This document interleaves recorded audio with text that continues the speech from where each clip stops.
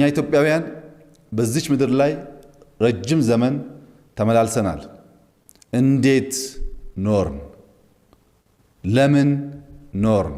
አጡ ከባባድ መሳሪያ ነው ያዙት። ታጣቂዎቹን ገደሉ። አንድ ሶስት ከዛ ሲባል አሁንም ያው የተዋጉ ሽማግሌዎቹ ምንም ሲባል በቃ ቢያንስ የዛለታ 9 ሰው ሞተ። ተረፈው ተዘራርፏል። አንድ ንብረት የለም። ከብትም 150 ነው የሚቀመጠው። 4 5 6 10 2 3 4 ያለበት የለም። ሰው በፍራቻ ገባ። የተገኘውን አስከሬን አነሳ። አብዛኛው ህዝብ ከነገ ዛሬ ሰላም ይመጣል፣ ከነገ ዛሬ መንግስት ሰላም ያደርግልናል እያለ ጥበቃ ላይ እንዳለ በ23 ከሌሊቱ 11 ሰዓት ተኩል ሊነጋ አንድ ማይሳት ሲቀረው ነው የተጀመረ። በሰላም አብረን ያልኖርን ሰዎች በጦርነት አብረን መኖር ግዴታችን ይሆናል ማለት ነው። ይህ የአርሲዎች እንባና የገዣቸው ምላሽ ብቻ አይደለም። ይህ የዚያ ለመገደል የታጨ ህዝብ ጩኸትና ደምም ነው። አጣየን ተመላልሰው ያጋዩ፣ በወለጋ ሺዎችን የጨፈጨፉ፣ በደራ አያሌዎችን የቀጠፉ፣ በጅጅጋ ቤተ ክርስቲያን ውስጥ እየገቡ የገደሉ፣ በአዳማና በወይብላ ማርያም በታቦታት ፊት ካህናትንና ምዕመናንን የረሸኑ፣ በከረዩ አባገዳዎችን የጨፈጨፉ፣ በአርሲም ይህንኑ እያደረጉ ቀጥለዋል። በዘንድሮ ዓመት ብቻ ይህ ጭፍጨፋ ለሶስተኛ ወይም ለአራተኛ ጊዜ የተካሄደ ነው። የዚህ ግድያ ባለቤትና አቀነባባሪ መንግስታችን አይደለም የሚሉትን የብልጽግና ምዕመናን አገዛዛችሁ ይህንን ግድያ ካልፈጸመው ለምን ሰዎችን ተጠያቂ ሲያደርግ አናየውም የሚለውንም ሆነ ተደጋግሞ ሲፈጸም ለምን አልተከላከለውም? የመንግስትነት ወጉ ጉዳት እንዳይደርስ መጠበቅ ከደረሰም መጠየቅ አይደለም ወይ የሚለውን ጥያቄ ለእነዚህ አገር ማስተዳደር ለማይችሉ ሰዎች የማይመጥን ነውና እንለፈው። ግን ከጀርባ ያለውን ውስብስብ ሴራና ፍላጎት በመጠኑ ለመረዳት የሚያስችለንን ምርመራ ማድረግ ያስፈልገናል። ለመሆኑ ግን ለምን የአርሲ ኦርቶዶክሶችን መርጦ መግደል አስፈለገ? ለምንስ ተደጋገመ? ከዚህ በፊት የአስከሬንን ዝርዝር በብሔር ሲያነቡ የሚታወቁት ጠቅላይ ሚኒስትሩ ለምን በአሁኑ ወቅት ዝም አሉ? እንዲያ የሞቱ ሰዎችን አጽም በብሔር እየተነተኑ ሲያቀርቡ የነበሩት አብይ አህመድ ዛሬ የአርሲ ኦርቶዶክሳውያንን መገደል በዝቅተኛ የኃላፊነት ደረጃ ላይ ባሉት ኃይሉ አዱኛ በተባሉ የኦሮሚያ ክልል የበታች ሹም እንዲነገር ለማድረግ ለምን ፈለጉ? አስገራሚው ነገር ደግሞ ኃይሉ የተባሉት እኒህ የበታች ኦህዴድ የተናገሩት ነገር ነው። የአርሲ ኦርቶዶክሶች ተመርጠው የሚገደሉበትን ትራጀዲ የጠላትን ተልዕኮ አክሽፈነዋል በማለት ገልጸውታል። አክሽፈነዋል ሲሉ ምን ማለታቸው ነው? እኒያ አማራን ሰባበር ነው የሚሉት ሽመልስ አብዲሳ በሚያስተዳድሩት ክልል ውስጥ ያለን የሌላ ብሔር ተወላጅ እየሰቀሉም እየገደሉም በጅምላም በተናጠልም እያጸዱ ካልሆነ በቀር ለምን አንዲት ገጽ የሐዘን መግለጫ ማውጣት ተሳናቸው? እነዚያ በኦሮሚያ የሚገደሉ ሰዎች ሞት የሚቆመው ትግራይ ላይ ወረራ ሲፈጸም ነውና አሁኑን ይሁንልን እያሉ በእንባይ ሲራጩ የነበሩት የአብይ አማሮች እነ ሽታይ ምን አለ ምን አሉ? ከወራት በፊት ስለ አርሲ ጭፍጨፋ የመጀመሪያ ደረጃ ሪፖርት አውጥቻለሁ ያለው የሃይማኖት ተቋማት ጉባኤ የተባለው የአብይ አህመድ ቀኝ እጅ የቀሲስ ታጋይ ታደለ ቢሮ ሁለተኛውን ሪፖርት ለምን ሳያወጣው ቀረ? የአርሲን ሀገረ ስብከት ሊቀ ጳጳስ ያስነሱት እነ አራርሳ መርዳሳ የሚዘውሩት ነው የሚባልለትን ጉባኤ የሚመሩት እኒሁ ቀሲስ ታጋይ ታደለ ምርጫ መረጡ የሚሉት እነፋናና ኢቲቪ የአርሲ ሰዎችን መጨፍጨፍ ለምን ሲናገሩ አልዘገቡላቸውም? መንግስትስ ለምን መረጃ ትሰጣላችሁ በሚል እዚህ ያሉ ካህናትን መሰወርና ማሰር ቀጠለ? ሊቀ ጳጳሳቱንስ ማቀያየር ለምን አስፈለገው? ታቦተ ጽዮኑ ይገኝበታል በሚባልለት አክሱም ደጃፍ ላይ ኦርቶዶክሳውያን ሲጨፈጨፉ ውሸት ነው አልተፈጸመም እያሉ ከኦህዴድ ወገን ሲሰለፉ የነበሩት እነ አቡነ ጴጥሮስን አባል ያደረገው ፓትርያርኩ አቡነ ማትያስ ለብቻቸው የዜጎችን መገደል ሲያወግዙ እኛን አይወክሉም የሚል መግለጫ እየያዙ በመንግስት ሚዲያ የሚከሰቱትን እነ አቡነ ዮሴፍን የያዘው ቋሚ ሲኖዶስ ግንቦት 23 የተፈጸመን ጭፍጨፋ ደጋግሞ የሚከሰትን ጅምላ ግድያ ለማውገዝ ለምን ይህንን ያህል ዘገየ? እዚህ ጋር ፓትርያርኩ አቡነ ማትያስ የአርሲ ጭፍጨፋን በማስመልከት ጥሩ ቃል ተጠቅመዋል። የጥቃት ሰንሰለት። በእርግጥ የጥቃት ሰንሰለቱ ምንድንና ማን እጅ ላይ ያለ ነው? በሰሜን ኢትዮጵያ ገዳማትን ያወደመ፣ በጠቅላይ ሚኒስትሩ አንደበት ቤተክርስቲያን ተኩስ መለማመጃ ትሆናለች ያለ፣ በጄኔራሎች አንደበት ቤተክርስቲያን ይመታል እያለ ይዛተ፣ ባዳማና ሻሸመኔ ቤተክርስቲያን ቅጥር ውስጥ ገብቶ እየተኮሰ ሲገድል ያሳየ መንግስት፣ በጅግጅጋ ቤተክርስቲያንን ያጋየ አገዛዝ፣ የወይብላ ማርያም ምዕመናንን ሲረሽን የዝዋይ ገዳም አባቶችን ሲገድል ያሳየ አገዛዝ ባለባት ኢትዮጵያ ውስጥ በአርሲም 100 ዓመታትን የተሻገረ ቤተክርስቲያን እንዲወድም ማድረጉ ታውቋል። ይህ ቤተክርስቲያንና ምዕመናንን ኢላማ ያደረገ ጥቃት ለምን በኦህዴድ ብልጽግና ያገዛዝ ዘመን ውስጥ የሚፈጸም ሆነ? ለምንስ ከዚያ በፊት አልታየም? ለምንስ በድርጊቱ መንግስት እርካታና ደስታ ሊሰማው ቻለ? ለምንስ አያስደነግጠውም? እነዚህን ጥያቄዎች ለመመለስ የምናደርገው ጥረት አርሲን የደም ምድር ያደረገውን እጅ ሊያስገኝልን ይችላል። በብሔር ስንመለከት 50 የኦሮሞ ብሔር ተወላጆች፣ 20 የአማራ ብሔር ተወላጆች፣ 8 የጋሞ ብሔር ተወላጆች፣ 2 የስልጤ ብሔር ተወላጆች፣ 1 የጉራጌ ብሔር ተወላጅ፣ 2 የሃዲያ ብሔር ተወላጅ እንዲሁም 1 የአርጎባና 1 በብሔር ያልተለየ ኢትዮጵያዊ ሕይወታቸው በከንቱ አልፏል። በእምነት ስንመለከት 40 ክርስቲያን፣ 34 ሙስሊም፣ 12 ሌላ ወይም በውል ያልተለዩ ሰዎች አልፈዋል። እንዲህ በዘር የሚዘረዝሩት የሞቱ ሰዎችን እሳቸው በቀሰቀሱት ግጭት ያስፈጇቸውን ንጹሐን በሽመልስ አብዲሳ ሚሊሻዎች በሻሸመኔና አካባቢው እንዲገደሉ የተደረጉትን ሰዎች ነው። እኒያ ሰው ሲኖር ኢትዮጵያዊ ሲሞት ኢትዮጵያ ነው እያሉ ሲናገሩ የነበሩት መሪ የሰው ልጅ አጋድለውና ገድለው ከጨረሱ በኋላ የሚናገሩት የአስከሬን ብሔር ነው። ይህንን መግለጫ ጥቅምት 23 2012 ዓ.ም ከመስጠታቸው በፊት በሻሸመኔና አካባቢው ኦርቶዶክሳውያንና ሌሎች ነዋሪዎች ላይ የተፈጸመውን ጭፍጨፋ ሲካሄድ እነ አቶ ኢብራሂም ከድር አመራር ነበሩ። አቶ ኢብራሂም ከድር አሁን የአርሲ ዞን ዋና አስተዳዳሪ ናቸው። ያኔ የጥቅምት 2012 የሻሸመኔ ጭፍጨፋ ሲካሄድ የከተማዋ ምክትል ከንቲባ ነበሩ። ዋናው ከንቲባ ተማም ሁሴን ይባሉ ነበር። በጥቅምቱ ጭፍጨፋ በከተማቸው የተነሳውን ቀውስ በማስመልከት በእኩለ ሌሊት ለአቶ ሽመልስ አብዲሳ ደውለው እየመጣ ያለው ኃይል ከኛ አቅም በላይ ነውና በከተማ ፖሊስ ስለማንቋቋመው ኃይል ይጨመርልኝ ሲሉ ጠየቁ። አቶ ሽመልስ አብዲሳ የመለሱት መልስ አርፈተኛ የሚል ነበር። ይህንን ጉዳይ አቶ ተማም ፍርድ ቤት ውስጥ የተናገሩት የተመዘገበ ቃላቸው ነው። በዚያ ጭፍጨፋ እልቂቱን ለማስቆም ኃይል ይጨመር ሲሉ አርፈተኛ የተባሉት ከንቲባ ተማም ሁሴን ለእስር ሲዳረጉ ምክትላቸው አቶ ኢብራሂም ከድር ሹመት ዳብሮላቸው ዛሬ የኦርቶዶክስ ክርስቲያኖች የሚጨፈጨፉበትንና ቤተ ክርስቲያኖቻቸው የሚቃጠሉበትን የአርሲ ዞን በዋና አስተዳዳሪነት እየመሩ ነው። ያኔም ሆነ ዘንድሮ ያለው መዋቅር አንድ አይነት ነው። በየትኛውም አካባቢ ያለ የትኛውም ሰው ሰላምና እረፍት እንዳይሰማው በመግቢያችን ላይ ጠቅላይ ሚኒስትሩ እንዳሉት በሰላም የሚኖረውን ሕዝብ በጦርነትም ለማቆየት መዋጋትና ማዋጋት ኦህዴዳዊ ፖሊሲ ነውና በነ ኢብራሂም ከድር አስተዳዳሪነት ስር ያሉት የአርሲ ኦርቶዶክሳውያን ደጋግመው ይገደላሉ። ከዚህ ቀደም ስለተፈጸሙት ጭፍጨፋዎች አንድም ቃል ተናግረው የሚያውቁት የኦህዴድ ባለስልጣናት አሁን ኃይሉ አዱኛ የተባሉትን የበታች ሹም አሰማርተዋል። አቶ ኃይሉም መነጽራቸውን አጥልቀው በማሳ ላይ ቆመው በሰጡት መግለጫ ኦርቶዶክሶች ተለይተው የተገደሉበትን ጭፍጨፋ ምርጫችንን ሊያደናቅፉ ነበር፣ አክሽፈነዋል ሲሉ ገልጸውታል። ሰሞኑንም ግንቦት 23 2018 በአርሲ ዞን አሰኮ ወረዳ በዕለተ ጨፌ በሚለው ቀበሌ የሰባተኛ ዙር ጠቅላላ ሀገራዊ ምርጫውን ለማደናቀፍ ከታሪካዊ ጠላቶቻችን ተልኮ ወስዶ ስምሪቱን ሰጥቶ ተንቀሳቅሶ ነበር። ህዝቡ ሳይለያይ ሳይከፋፈል የጠላትን ተልኮ ማክሸፍ ተችሏል ማለት ነው። ከዓመታት በፊት እነ አብይ አህመድ በዘርና በሃይማኖት አስከሬን የዘረዘሩበትን ትራጀዲ ዘንድረው ደግሞ እነ ኃይሉ አዶኛን አሰማርተው እንዲህ እየካዱ ነው።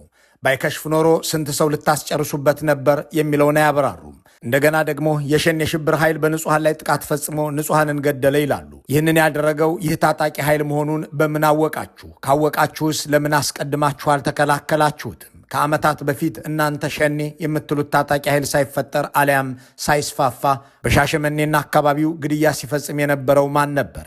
የአሁኑን ጭፍጨፋም የፈጸመው አካል ያው ነው ብሎ መደምደምስ መሳሳት ይሆናል ወይ?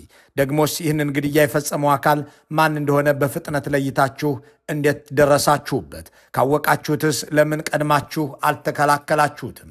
እናንተ ሸኔ የምትሉት ታጣቂ ኃይል እናንተን ለመፋለም ጫካ የገባ መሆኑን በመግለጽ በክልሉ የሚፈጸምን ግድያ በገለልተኛ አካል እንዲጣራ በተደጋጋሚ ሲጠይቅ ለምን እናንተ እምቢ ባይ ሆናችሁ ፈቃደኛስ ለምን ሳትሆኑ ቀራችሁ? ታጣቂ ኃይሉ የእናንተ ጠላትነት ያነሰው ይመስል ሕፃናትንና ሴቶችን፣ ቄሶችንና አረጋውያንን በመግደል ሌላ ጠላት ማፍራት ምን ይጠቅመዋል? ምን አይነት የፖለቲካ ትርፍስ ያስገኝለታል? እናንተ የከረዩ አባገዳዎችን ሳይቀር በአውሎ አብዲ፣ አራርሳ መርዳሳ፣ ሽመልስ አብዲሳና አብይ አህመድ መሪነት በኮሬ ነገኛ መዋቅር ከጨፈጨፋችሁ በኋላ ይህንን ያደረገው ሸኔ ነው ማለታችሁ ውሸት እንደነበር ሮይተርስ እንዳጋለጠባችሁ ዓለም አውቋል። ታዲያ የኛ ወገን ነው ለምትሉት ኦሮሞ እንጥፍጣፊ ርኅራኄ የሌላችሁ ሰዎች ለኦርቶዶክስ ደግሞም በብሔር አማራ ለሆኑ ሰዎች የሚራራ ልብ ይኖራችኋል ወይ? የከረዩ አባገዳዎች ላይ ቃታ ለመሳብ የተስማሙ የሽመልስ አብዲሳና የአብይ አህመድ ምላጮች በአርሲ ኦርቶዶክሳውያን ላይ ላይደገሙ የሚችሉበት አመክንዮ ምንድን ነው? እናንተ ህዝብን ማጋጨት በሃይማኖትና በብሔር ማጋደል የስልጣናችሁ ምንጭ መሆኑን በሌሎች አካባቢዎች ያሳይታችኋልና የአርሲውን ግድያም የፈጸመው የኦህዴድ ብልጽግና መንግስታዊ መዋቅር ነው ብሎ መደምደም ስሁት የሚሆነው በምን ምክንያት ነው በሚሉ ሐሳቦች ኃይሉ አዱኛን የላኩትን የአገዛዙን ቁንጮች መሟገት ይቻላል። የኢትዮጵያ ኦርቶዶክስ ተዋሕዶ ቤተክርስቲያን ፓትርያርክ አቡነ ማትያስ ስለ ጭፍጨፋው ባወጡት መግለጫ ያነሷቸው ነጥቦች ነገሩን የበለጠ ለመረዳት ይጠቅማሉ። አቡኑ በመግለጫቸው እንዲህ አሉ። ይህ መከራ እያበቃ ሳይሆን እየሰፋ በመምጣቱ የዜጎችን ደህንነት የመጠበቅና ሰላምን የማስፈን አደራ የተጣለባችሁ የጸጥታ አካላትና በየመዋቅሩ ያላችሁ ኃላፊዎች ከምንም በላይ ታሪክ የሚጠይቃችሁ በስልጣን ዘመናችሁ ለዜጎች ደህንነት በምትከፍሉት ዋጋ ነውና ይህንን የጥቃት ሰንሰለት በማስቆምና ወንጀለኞችን ለሕግ በማቅረብ ከታሪክ ባዕድነት ትድኑ ዘንድ በቤተ ክርስቲያናችን ስም አበክረን እናሳስባለን። እዚህ አረፍተ ነገር ውስጥ አገዛዙ ለዜጎች ደህንነት የሚከፍለው ዋጋ አለመኖሩን፣ ጥቃት ለማስቆም ፍላጎትም የሌለው መሆኑን፣ ከዚያም ሲያልፍ ይህ የአርሲ ኦርቶዶክሶች ጭፍጨፋ በአንዳች የጥቃት ሰንሰለት እየተፈጸመ የቀጠለ እንደሆነ የሚገልጽ ነው። በእርግጥ ፓትርያርኩ ይህ የጥቃት ሰንሰለት የትኛው ነው የሚለውን አያመለክቱም። ይሁን እንጂ የጥቃቱን ሰንሰለት የመጨረሻውን ገመድ ለመረዳት ይጠቅመን ዘንድ ከወራት በፊት ቀሲስ ታጋይ ታደለ የፈጸሙትን ድርጊት ማስታወስ ያስፈልገናል። ባሳለፍነው ኅዳር በአርሲ ዞን የተካሄደውን ኦርቶዶክሳውያን ላይ ያነጣጠረ ጭፍጨፋ በማስመልከት ተደርጎ በማይታወቅ ደረጃ የኢትዮጵያ ሃይማኖት ተቋማት ጉባኤ የተባለውና የአገሪቱን የሃይማኖት ተቋማት ያካተተ ተቋም ምርመራ አደርጋለሁ ብሎ ተነሳ። ተቋሙ ጠቅላይ ሚኒስትሩ የአገሬ ልጅ ነው በሚሏቸውና በቤተ መንግስቱ ጥበቃ እንደሚደረግላቸው በሚነገርላቸው የኢቫንጀሊካል ቄስ በሆኑት ቀሲስ ታጋይ ታደለ የሚመራ ነው። የተቋሙ ቦርድ ሳያውቅ ለጥናት የተሰማሩት የሃይማኖት ተቋማት ጉባኤ 9 አባላት ያሉትን አጣሪ ኮሚቴ አቋቁሞ ወደ አርሲ ያቀና። ኮሚቴው ጥቃት ወደ ደረሰባቸው አካባቢዎች እንዲላክ ከመደረጉ በፊት የመንግስት ተወካዮች የመለመሏቸውና ስለ ጥቃቱ የሚናገሩት ነገር አስቀድሞ የተሰጣቸው ሰዎች ጠበቁን የሚሉ አንድ የኮሚቴው አባል የኦርቶዶክስ ክርስቲያኖች በመደዳ ወደ ተገደሉበት አካባቢ እንዳንሄድ ተደርገን በሴርካ ወረዳ ላይ ብቻ በአንድ ቤተ ክርስቲያን ግቢ ውስጥ ካድሮች ያመጡልንን ሰዎች አነጋገርን ይላሉ። በካድሮቹ ተመልምለው የመጡት ሰዎችም ቢሆኑ ጥቃቱ ያደረሰው አካል ስሙ ማን ነው ሲባሉ ከመግለጽ ይልቅ በደፈናው ታጣቂዎች ናቸው እያሉ ይናገሩ ነበር የሚሉት እኒሁ የኮሚቴው አባል በተናጠል ሲጠየቁ ግን የመንግስት አካል እንደሆኑ ለመናገር ድፍረቱ ነበራቸው በማለት ያክላሉ። ይህንኑ ሪፖርታቸውን የኮሚቴው አባላት በዚህ በምስሉ ላይ በሚታየው የመጀመሪያው ሪፖርታቸው ላይ አሰናዱ። ሆኖም የአብይ አህመድ ቀኝ እጅ ቀሲስ ታጋይ ታደለ ነገሩ አልጣማቸውምና ወደ ቤተ መንግስቱ ወሰዱት። ሲመለሱም ሪፖርቱ መቀየር አለበት የሚል መመሪያ ይዘው ሰነዱ ለህዝብ ይፋ ከመሆኑ በፊት እንደገና እንዲጻፍ አዘዙ። መንግስት ጥቃቱን የፈጸመው ሸኔ ነው እንዲባል ይፈልጋል። እናም ሸኔ ብላችሁ በሪፖርታችሁ ላይ ጻፉ፣ የሟቾችም ቁጥር እንዳይጠቀስ ሲሉም ለመስክ ጥናቱ ወደ አርሲ ሄደው ለነበሩት ሰዎች መመሪያ አስተላለፉ። የኮሚቴው አባላት የታዘዙትን አድርገው ሁለተኛውን ሰነድ ጻፉና ከተጎጂ ቤተሰቦችና ካነጋገርናቸው ሰዎች በተሰጠን ምላሽ ይህንን የፈጸሙት ራሳቸውን የኦሮሞ ነጻነት ሰራዊት ብለው የሚጠሩት ታጣቂዎች ናቸው ብለው በዚህ በምስሉ ላይ የሚታየውን ሪፖርት ጽፈው አሰናዱ። መግለጫውን ለመስጠትም ቀን ቆርጠው ሚዲያዎችን ጠሩ። መግለጫው በሚሰጥበት ማለዳ ላይ ግን በሃይማኖት ተቋማት ጉባኤ ጽሕፈት ቤት ውስጥ በድንገት የኦሮሚያ ክልል ጸጥታና አስተዳደር ቢሮ ኃላፊ አራርሳ መርዳሳ የሰላም ሚኒስትሩን መሐመድ እንድሪስን አስከትለው ገቡ። በሪፖርታችሁ ላይ ጥቃቱን ያደረሰው ሸኔ ብቻ ሳይሆን ፋኖም ነው ብላችሁ ጻፉ ሲሉም አዘዙ። አራርሳ ቀጠሉ። በአርሲ የተፈጸመውን ጭፍጨፋ መንግስት እንዳደረገው በማስመሰል የሚዲያ ዘመቻ የከፈቱብን የሀገረ ስብከቱን ኃላፊ አቡነ ያሬድ ናቸው። እሳቸውን ከኃላፊነት ለማስነሳትም ከቤተ ክርስቲያኗ ጋር እየተነጋገርን ነው በማለት የላይኛውን የቤተ ክርስቲያኗን መዋቅር መቆጣጠራቸውን፣ እንዲህ ያለውን የታችኛውን ክፍል ግን አለመያዛቸውን በመግለጽ ተናገሩ። የላይኛውን ሲሉ በጠቅላይ ሚኒስትሩ ስፖንሰር አድራጊነትና አጀንዳ ቀራጭነት ተገንጥለው ውጣ ተብለው እንደገና ተሸማግለዋልን በሚል ወደ ቤተ ክርስቲያኗ የተመለሱትንና የጠቅላይ ቤተ ክህነት ዋና ስራ አስኪያጅ የሆኑትን አቡነ ሳዊሮስንና ግብረ አበሮቻቸውን መሆኑ ነው። በአጠቃላይ እየተሰረዘ እየተቀየረ በዚህ በምስሉ ላይ የሚታዩት 3 ሰነዶች ተዘጋጁ። በመጨረሻም ለሶስተኛ ጊዜ የተጻፈውና በመንግስት ትዕዛዝ የተደረሰውን ሰነድ ፋኖና ሸኔ የገደላቸው ሰዎች ተብሎበት መግለጫ ተሰጠ።